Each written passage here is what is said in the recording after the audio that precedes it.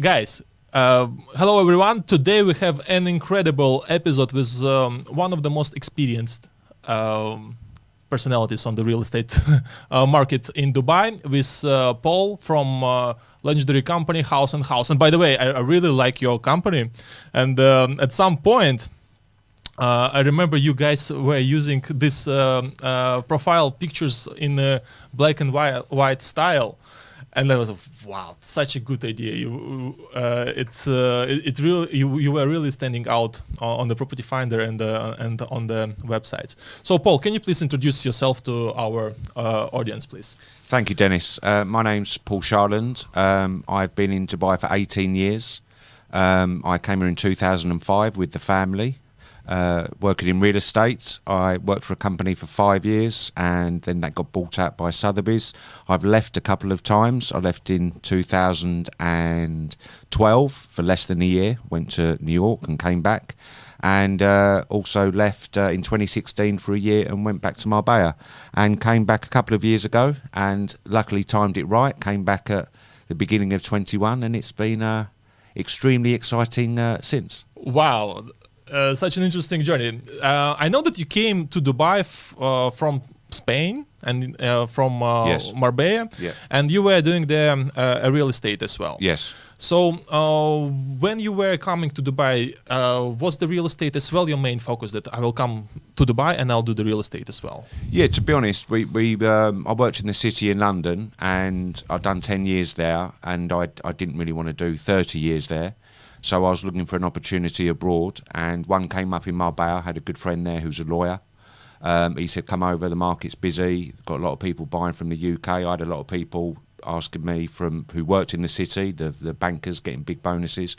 So, Paul, I'm sorry, can you explain to the audience what does it mean you worked in city? Not everybody understands. Oh, sorry. So I worked in the City of London in the financial sector. So I worked for Tulloch Prebon and BGC Partners, which is like two big broking companies. So I sort of traded FX like the G9, dollar yen mainly.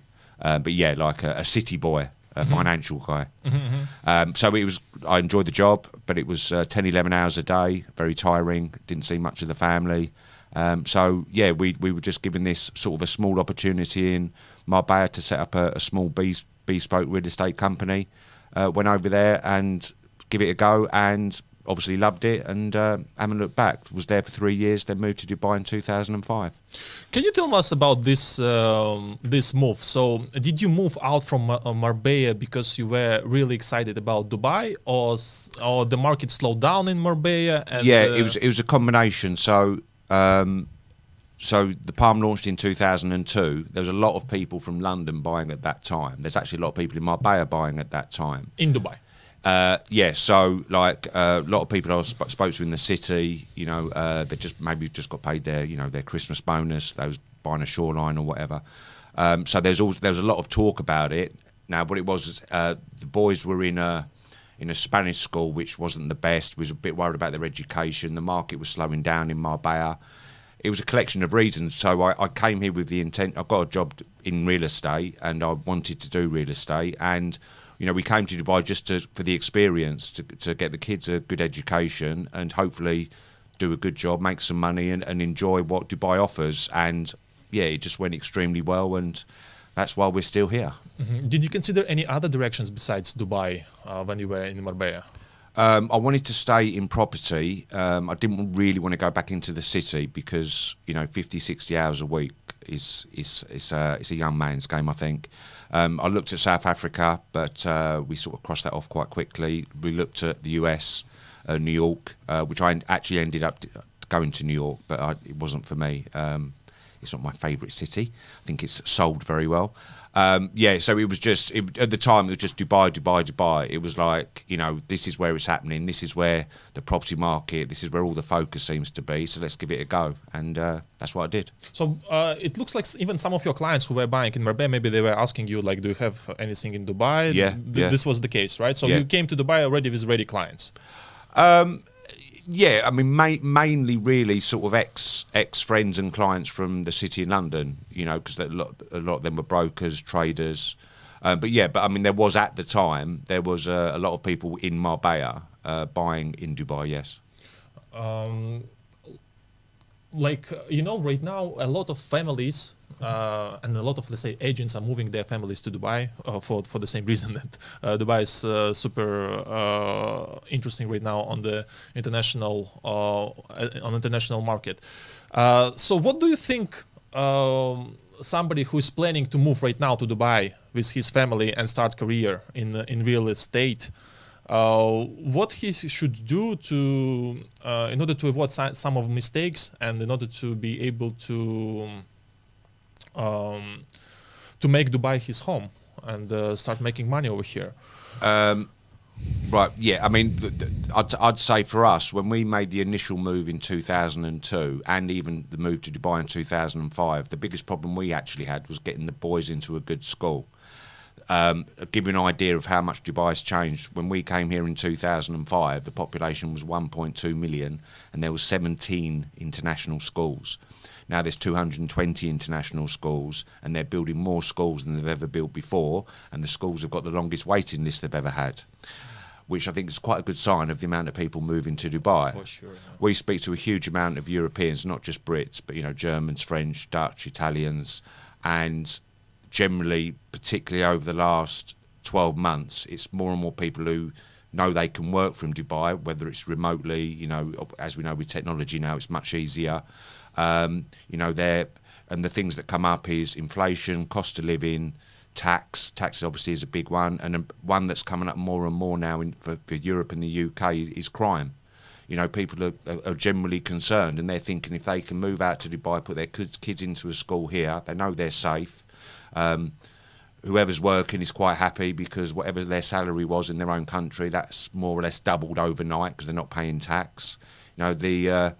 Dubai has always had a lot to offer, but it seems now, compared to in the past, it has more to offer than ever before. That's what we see and what we get told. Mm-hmm. Paul, in the last 2-3 years, let's say after the COVID time, we had very good years in the real estate in the market over here.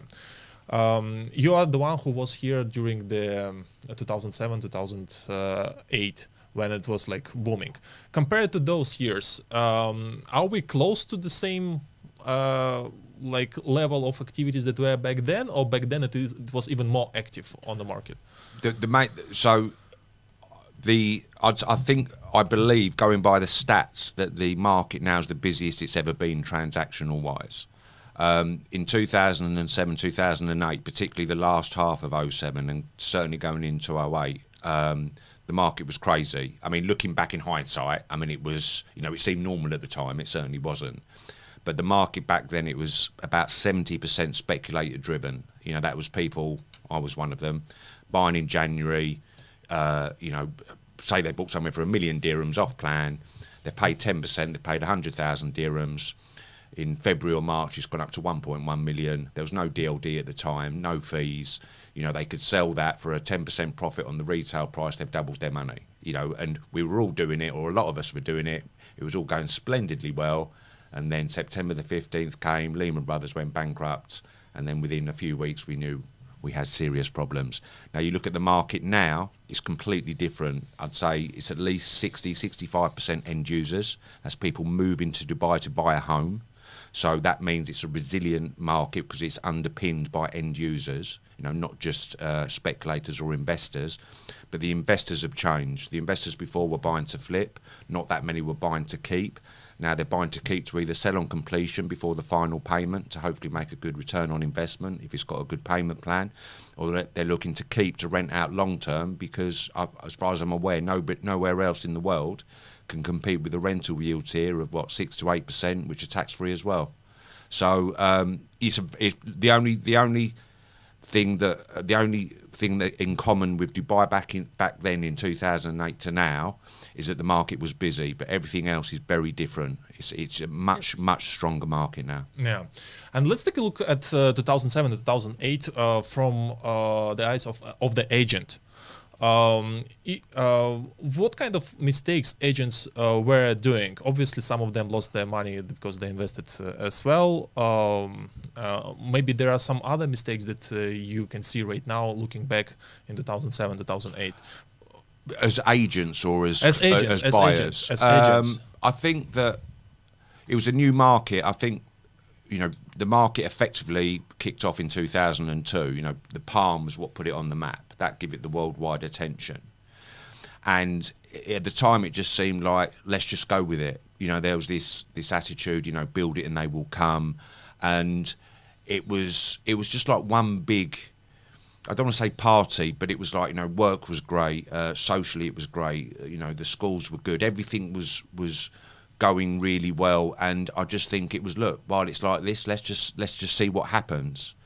And I think the mistake that we made, certainly what I made, was that, you know, we saw what was happening in 2007 going in, like in the US with the foreclosures, and they was getting into trouble. You know, Bear Stearns had already gone bankrupt. That was spreading that contagion into Europe. We sort of got this, we had this position here, well, look, you know, we're in the Middle East, we've got the oil, you know, we're protected. So there was this false sense of security. So when, you know, I remember very, very clearly, Lehman Brothers used to be one of my clients. We lived in Arabian ranches. I woke up Monday morning, made a cup of coffee, put the news on, Lehman Brothers goes bankrupt. That's not normal. You know, that's like Goldman Sachs going bankrupt. That's like Barclays Bank going bankrupt. It doesn't happen. So it was like, oh, we've got a bit of a problem here. And then within less than a month, we knew we had a serious problem because the market was so... it got up. It was literally going up monthly in 2008. Like the off-plan sales, people flipping.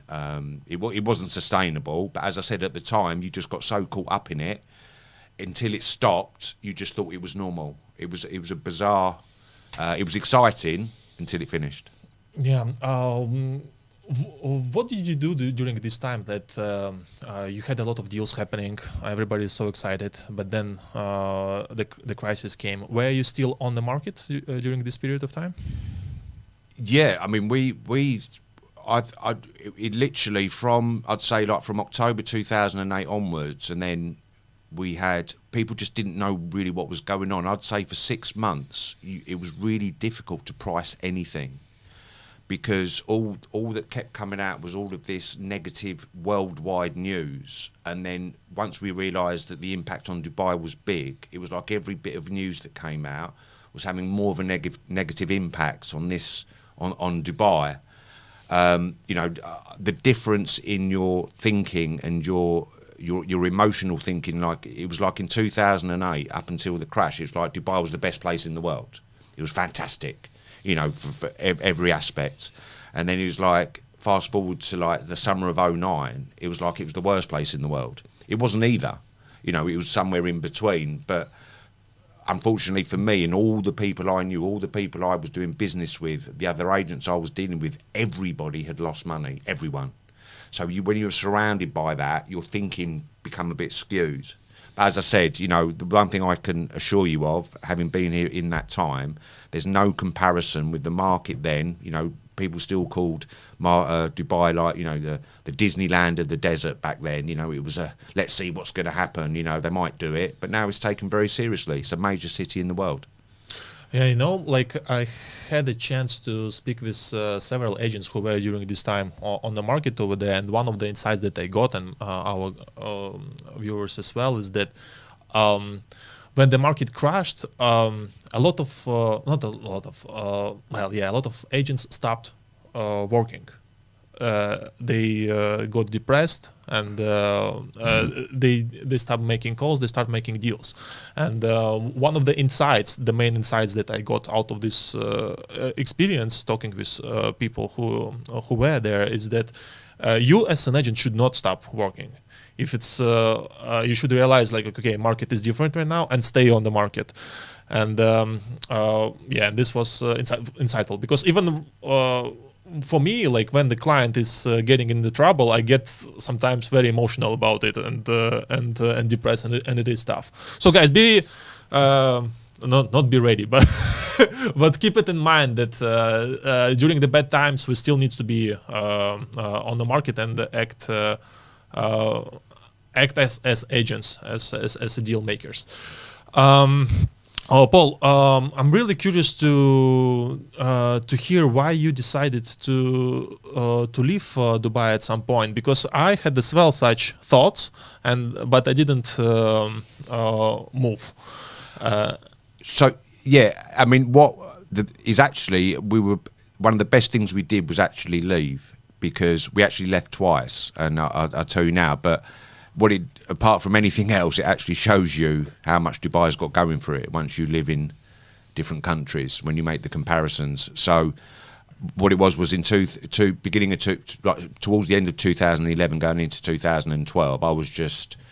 I didn't want to. I'd fallen out of love with property. It was, I was going through a bit of a hard time. Anyway, I went back into working in what I used to do before, broking. So I got a job in DIFC. From that job in DIFC, I was there for about 3 months, and then a guy who I used to work with years ago in London, he said to me, "Well, look, do you want to come and work with me in New York?" In New York. In New York, yeah. So I said, it was literally, well, yeah, I'm not overly happy at the moment. Let's give it a go.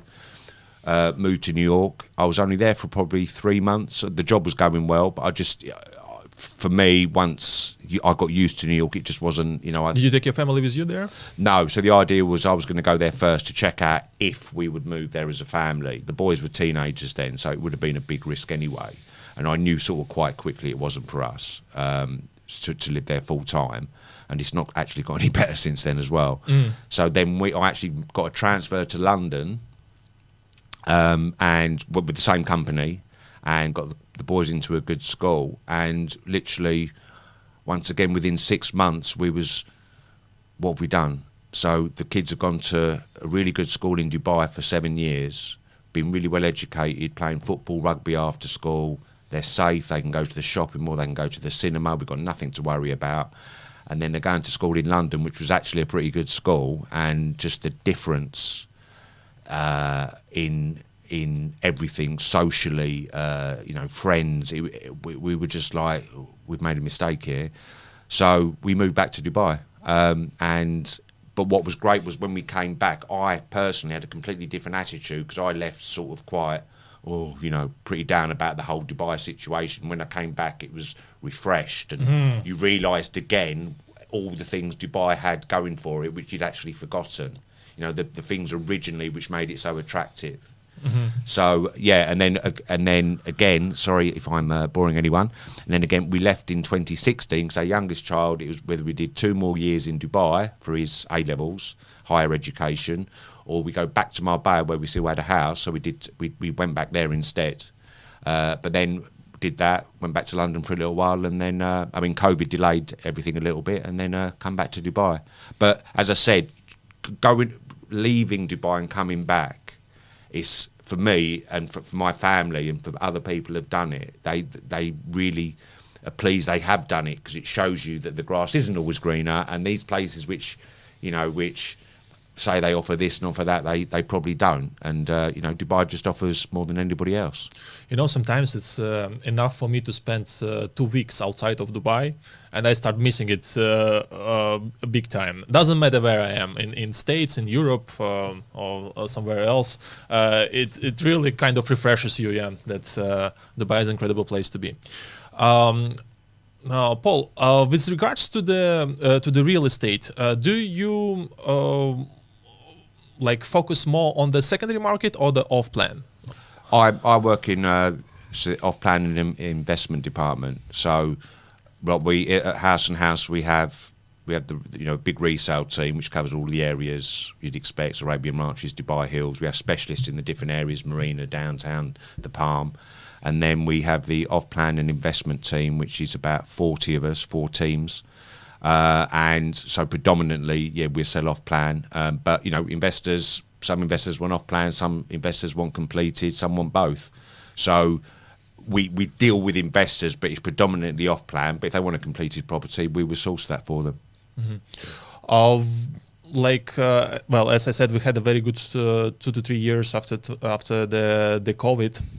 What do you think about the current situation on the market on the off-plan right now? I think we're going to see a bit of a lull. I think everybody's aware of what's going on in the world. I think it's best not to talk about it too much. We're all aware of it.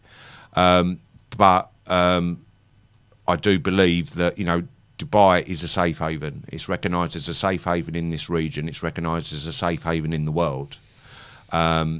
And if anything, I think after maybe possibly, a slowdown or, the run up to Christmas would be quieter than the last couple of years. But which was not a usual market in the last couple of years. Yeah, it was. But interestingly, this year, July and August were the busiest July and August ever on record in the history of Dubai. But I think that what we're going to see is, people in different parts of the world who want a good investment, or they want to move money, or they're looking what's out there, where offers opportunity, whether that's to invest or to move to. There's obviously Dubai, but when you look around the world at the moment, all of these traditional places that we would have moved to in the past, like for instance, working in the city, you would have gone to Singapore or Tokyo or New York. They just don't have that appeal that they used to have. They just don't. New York, and look at the problems in America with the political divide, with gun crime. Europe, you've got the war, you've got inflation, crime, interest rates. That's the UK as well. Asia, there's going to be a problem with China and Hong Kong at some stage. Australia is struggling. So where can we go? And I'll give you a great example. I had a friend who I used to work with in the city, and he moved here to set up a business 6 weeks ago, and he'd never been to Dubai, which I found amazing. But anyway, he was coming to set up his business. He's having 3, 4, 5 meetings every day. So I met him after about 3 weeks. How's it going? And he said, Paul, the biggest surprise, because he flits between London and Europe. He said, every single meeting I have, whether it's with an accountant, whether it's with someone who's charismatic, a salesman, someone who's boring, everybody is upbeat, everybody is positive. It's like, and he's not used to it. He's used to speaking to people who are a bit down, or a bit, like what's going on in the UK or what's going on in Europe. And he said he's come here and he's coming out of these meetings like excited, and he's not used to it. And you hear things like that, and we forget that because we're amongst it all the time. When you hear them stories from the new people, you're like, yeah, that's why we're here. I really like things like that. Actually, it's true, yeah. And I get from time to time questions about the bubble and everything, but in the end of the day, where else really you gonna go? There is no other options at all. And considering the lifestyle, not only proximity to Europe and London, okay, because we can consider some places in Asia. Like I know that right now a lot of real estate companies from here who couldn't really make it are moving right now to the Indonesia and selling Bali there, which is a good destination. They have good rental returns over there, but it's not the place to live with the family, and it's not the place to do the business. So there is no really competition for Dubai at the moment. I think people forget there's a huge difference in Dubai now to Dubai in the past, and the difference is, for instance, it used to be much more a short-term post before, 2-3 years. Now you speak to people, they want to come in for 5 years, 10 years. They want to see out their kids' education in Dubai. There's a lot more job opportunities. What used to happen years ago, someone might come here on a 5-year contract. They do their 5 years, and then they'd leave. They go back to their own countries. What happens now is people are like, well, okay, my contract's up, or I've lost my job, or whatever. I don't want to go. I don't want to go back to Europe or the UK. I don't want to go back to the US. I want to stay here. I'm going to get another job in Dubai. And people can get the jobs now because there is the opportunities. So it's being seen as much more longer term rather than, I can go there for a couple of years, it's tax-free, make a load of money and then leave because it's boring. It's not now. People just want to come here. I mean, the perfect example I use, because I've got the financial background. So if you're a banker or a trader, you're working in London, Frankfurt or Paris, say you're earning $1 million a year. Mm-hmm. So you're thinking, right, of that $1 million a year, I'm paying 500,000 to 600,000 in tax. I don't know where that goes. The kids aren't particularly happy. The wife's miserable. People I speak to aren't particularly happy. The weather's rubbish. Right, I can move to Dubai, get a job with the same company, get paid $1 million a year, and get $1 million a year in my back pocket. So effectively, I'm doubling my salary. Put the kids into a nice, fantastic school, nice and safe, nice kids, nice teachers, get a nice villa with a pool. What have I got to lose? You know, I'm going to try it. And what I've seen is that people who were thinking about doing it before COVID, I think COVID had this sort of knock-on effect of people broadening their horizons, if you like. They've made that move to Dubai, and then their friends who never would have considered it, they never would have left their own little town, gone to the same restaurants, the same pub, the same holidays in Spain every year. Now their friends are looking at their friends who've done it, going, they're really enjoying it, they love it. Could we do it? That's what we're seeing. Yeah, true.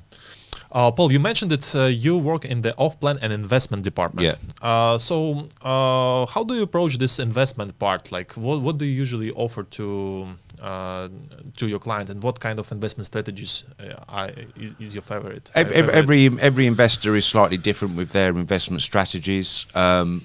We sort of have, we won't offer anything to market unless we've got complete belief in that particular development. So the developer itself, the development, we like the location, we like the facilities, we like, the concept of what they're doing. If we're happy with the developer. How do you approach like this due diligence? Let's discuss it a little bit more in the details. Like, do you work with the new developers, or you trying to avoid so with the new developers now, we completely get it. Some people are nervous to work with a new developer because they haven't got that history.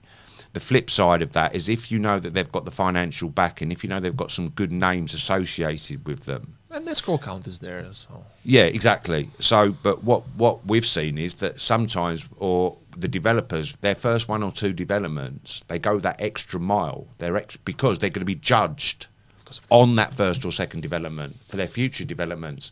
So there is this argument, you're better off buying into their first launch, because that, over the next 5 to 10 years, when people say, oh, what else have they built? They're going to be going to that building. If that building is not very good, they're not going to buy into their new product. So yeah, we're very strict on it. There's certain developers we just won't work with. That might be it might not even be because we're not quite okay with, if are they financially sound. It just might be that they could have a very poor customer service. If you get poor customer service, then you're the one who's going to be getting the brunt of that because you're the one dealing with that problem. It could be what they say they're going to deliver is quite different on delivery. And if they do that a number of times, then obviously you're going to lose a bit of faith in that, or a lot of faith in that developer. There's obviously the government developers, that you're safe with. And there's the private developers that we're very comfortable with. And then if we see a new product coming to market, before we would offer that to clients, we've done our full due diligence on that particular developer. Let's take a look on one request. Like, you have a client who has a budget to quite, let's say, big budget for about one floor. He can afford to buy one floor. Will you offer him to buy one floor in a specific project, or will you buy several apartments in different buildings? Once again, it's down to the client's investment strategy. So you'll get some clients, bigger clients, who want to buy bulk in one particular development, because that just might be the standout development for them.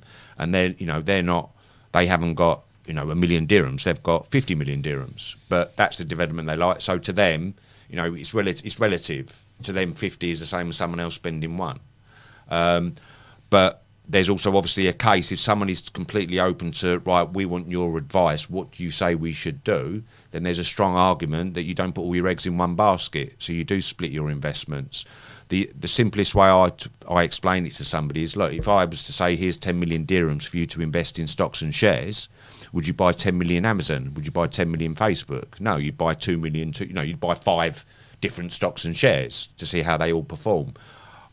If a client suggests that, do you think that's a good investment strategy? Then I agree with that. And then it's to get the best developers, and then the best apartments and the best units within that development. Yeah, and if they want to spread their risk, and 2 here, 2 there, or 1 here, 1 there. But there are other developers. There are other clients who literally they just want the one thing, whatever size that is. I'll just share some of my experience with this and how I adjusted my pitch to the clients who are coming for the entire floor. I faced a problem that sometimes when you're trying to resell the floor, like front units, you have immediately a buyer, yeah. But for the back one, you got stuck with them. So just for the guys, like I hope you will have this experience soon if you didn't. Now I decided to, if we like specific project, or we are buying several apartments on different floors. We're going for the best type, because this one floor mentality. Well, maybe it's it's related a lot to the like Russian clients. They need a floor. There's definitely some clients who like. I'm buying a floor. They think it's easier to manage, easier to do something, but it's not really really the case, especially if you want to resell it. So yes, several best apartments on different floors might work better. Do you have your favorite areas right now for the investment? Yes, so we work with Select. We've worked with a lot over the last couple of. Well, we've always worked with Select, but we were great believers, and we still are, in Peninsula. They launched that October 2021. So that was about 18 months that was going for, and then since then they've released The Edge and Maritime City. I love Maritime City. Yeah. It's and you got and also because you've got Paul Mina Rashid there as well. I think that's an area of interest.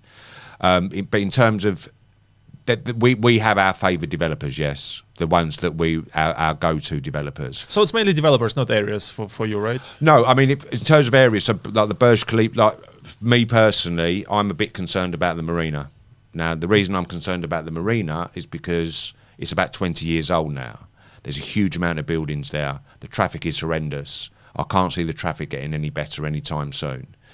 You've got Emaar Beachfront, which comes out, the access onto the marina. They've handed over 3 buildings, and there's going to be 30. So that, Dubai, to be fair to them, the RTA have done every single thing they can. They're putting every space they had in the marina, they're putting a road, they're putting the tram, which some people think is a bit silly, but they've got the metro there. So, but I think it's something like 180 buildings. So to me, it's sort of peaked. I get the marina. I love it. I know people who come here for the winter and, they don't use a car. So it's perfect for them. They can walk to the beach. They can walk to the restaurants. But if you're moving to Dubai to work, you don't live in the marina, because once you realise it takes you 40 minutes to get out every morning and 40 minutes to get back in, it takes away a bit of your quality of life. Yeah, for sure. So, but as I said, it's a great place, but I think it's peaked. I think it's a bit expensive, and I can't see it. The way when I'm talking to investors, I say, do you think that area is going to be any better in 3 to 5 years? I don't think it will. The Burj Khalifa district, which is, we call that Business Bay, Downtown and DIFC. Mm-hmm. I mean, I remember Business Bay when that launched, I think in 2004, 2005. That got hit quite badly in the crash. I mean, for quite a long time, that was literally just a mass of concrete. I heard that executive towers were launched at 4,000 per square foot when it was possibly in 08, yeah. And the Bay Square as well, for 4,000. Yeah, and then in 2009 they would have been 1,000. Yeah. But I just think what they did was, so DIFC speaks for itself. Financial centre, incredible amount of companies moving here, registering. I think that's doubled over the last 2 years. I mean, the traffic there's horrendous, but hopefully they sort that out. But so you've got DIFC, the financial centre, which, the Middle East, if you like. And that incredible mall that connects everything right now. So you've got Dubai Mall, you've got Burj Khalifa. Now, what they did with Business Bay, it had a bit of this stigma. It was like, what do we do with it? It's prime location of where it is. So, let's do a canal. Only Dubai would do that. So they built this canal, which reminds me actually of Manhattan, like a mini Manhattan, giving that water. So that's brought Business Bay up as an area on par with DIFC and Downtown. So like the Burj Khalifa district as a whole, we see Business Bay as a fantastic, subject to price now, because there has been some big price rises over the last 2 years.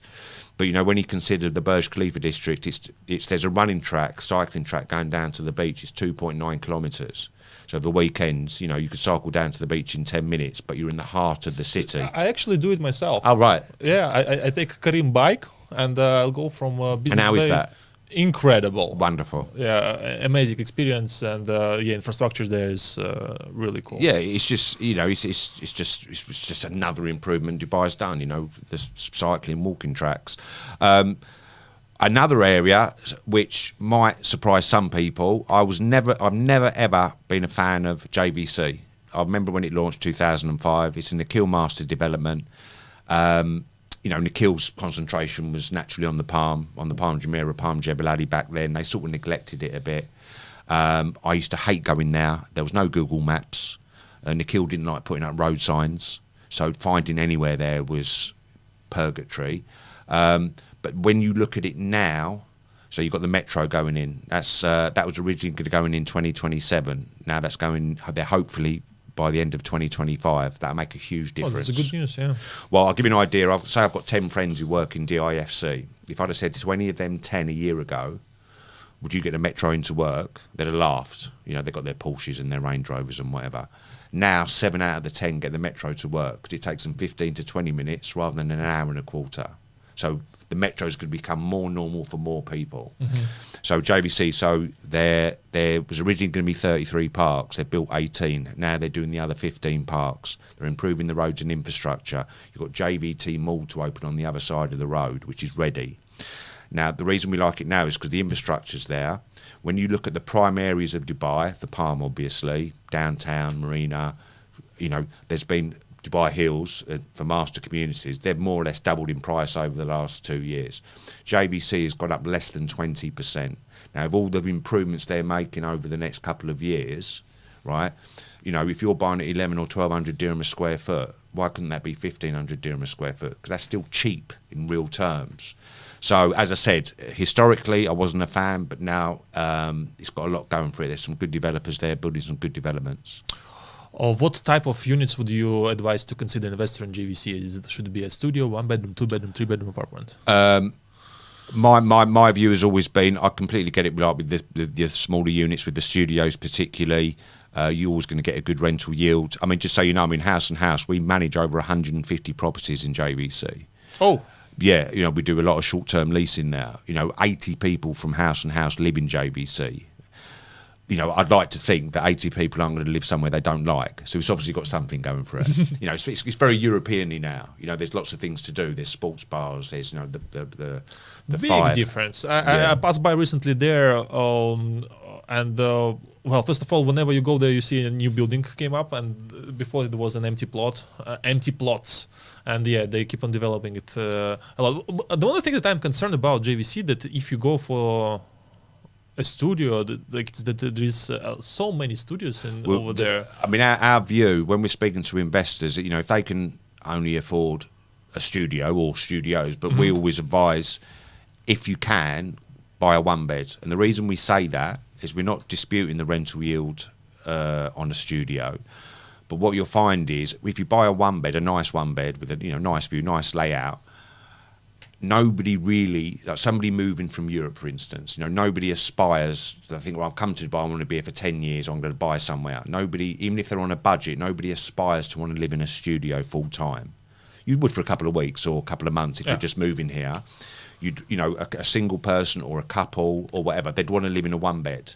So we're not arguing with the rental yields for the studios, but capital appreciation, most of the time you'll see bigger capital appreciation in the 1 bed than what you would have done as a studio, because that's much more of a pure investment product rather than an end user and an investment product. Yeah, and the end users as well are using the mortgage, and they can pay more than an investor. Yeah, I had some issues with the studios because of the liquidity, and especially when the corona hit and nobody knew what will happen with the market. I could close the deals where we were selling townhouses or something, but studios really got stuck. And after that, like before, when somebody came to me, I was mainly focusing on studios. Let's buy a lot of studios and rented it out. Whereabouts? Where? In JVC included. Really? In JVC included, yeah. After this situation with Corona, I realized that, we need to keep in mind end users. Yeah. And if before I was offering, let's buy 5 studios, now let's buy two bedroom units because we can resell it later on to the end users. Paul, we will have 1.5 months till the end of 2023. What would be your advice to the agents to to spend this time efficiently and to prepare themselves for the new season of 2024? For new agents, I would just, I think we'd all agree that the big agencies we're speaking to, who we're friends with, that is a bit quieter at the moment, which is obvious because what we're seeing is like a hot buyer now. A bit of that urgency has been taken away because they just we want to see what's going on. They still have an intention to buy. They want to see what is going on. Yeah, this is right words. Yeah. But what we also know is like time is a great healer. Things normalise over a period of time, but I think nothing can get away from the fact that Dubai is that safe haven. So if there was a drop off in inquiries, and I was still in that, I still do it. I've been here 18 years. And for that 18 years, I've been here most of the time. But whenever I've got that free time, I want to go and see a new development. I want to go and see a new area, which I don't know about. Because as we know, the more knowledge you've got of the market you're working in and what you're selling, theoretically, and this should happen, you're going to sell more because when people are talking to you, think, oh, I've actually met someone who knows what they're talking about. So to me, it's learning as much as possible.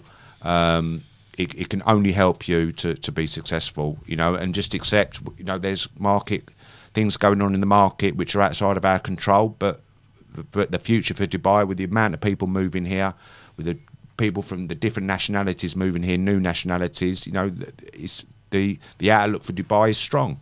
I think next year will be a very good year, but we're just going to see a lull till the end of the year. Use that time to learn and get your knowledge up. Yeah, and. I think for any market, this is the best advice that new agents especially need to do, and stop complaining about the leads. Yeah, because you think, but there's a lot of the amount of agencies that have opened in the last couple of years, which happens every time the market gets busy in Dubai. There's some of these guys have got deep pockets. They've got big budgets to spend on their new agencies, so they're spending a lot of money on getting leads. So when you've got, I don't know how many companies it is, but when you've got 3 times as many companies going after the same new business, obviously that's going to be diluted for everyone. So it's down to us, for us to advise the new agents and us as more experienced agents to say, look, you don't just rely on you sitting there for that phone to ring for you to get that lead. You've got LinkedIn, you've got Instagram, you've got social media, you've got all these different things now to get your name out there. And, if you're not busy one afternoon, if it just comes to it, you either go out and go and see a couple of developers, or you go on Google and look at what new developments are coming up in Dubai. There's always something you can be doing. Nobody can say they're bored or they've got nothing to do. Cool. Paul, thank you so much for your time and sharing your experience with us. I learned quite a few things. I like that you tested this thing, that moving out from Dubai and coming back with this insight, because I believe a lot of people have this idea, oh, maybe I need to do this. And tell them to do it, because tell them to do it and we'll see them in a year. Yeah, true. Paul, thank you so much for coming to us. Thank you very very much. Pleasure. Cheers, Dennis. Cheers.